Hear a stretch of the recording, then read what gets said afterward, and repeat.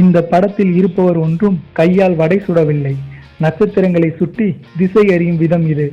நெய்தல் நிலத்தில் வாழ்ந்த கடல் பயணத்தில் கைதேர்ந்த தமிழர்கள் பரதவர்கள் என்று அழைக்கப்பட்டனர்.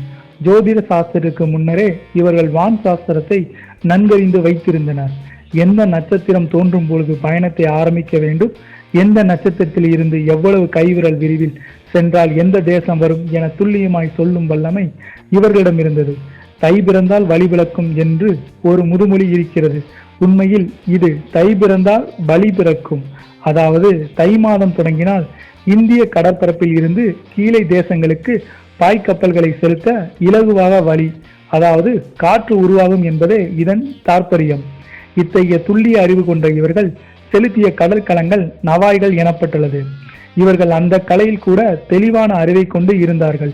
எந்த மரத்தில் கப்பல் செய்ய வேண்டும், இலையுதிர் காலத்திலா வசந்த காலத்திலா அதற்கான மரங்களை வெட்ட வேண்டும் என்ற பட்டறிவு அவரிடம் இருந்தது. 18ஆம் நூற்றாண்டில் நவாய் சாஸ்திரம் என்ற ஏட்டு வடிவ நூல்கள் உலாவி வந்தது. இவற்றின் பிரதிகள் நம் மூதாதையர்களின் பழைய பெட்டிகளில் எங்கோ இருக்கலாம். இதை கண்டறிந்து நாம் டிஜிடைஸ் செய்ய வேண்டும். காந்த திசை காட்ட இல்லாத காலத்தில் தமிழர்கள் நவாயில் பயணித்துள்ளனர். ஆனால் இவர்களின் நவாயின் முன்புறம் மூக்கு போல கூர்முனை வடிவில் இருந்தது. ஏதோ காந்த தத்துவம் இருக்கலாம் போலும். சில பறவைகள் செண்டில் அல்லது கழுத்தில் காந்த உணர்வு இருப்பதாக நவீன அறிவியல் கூறுகிறது. நன்றி.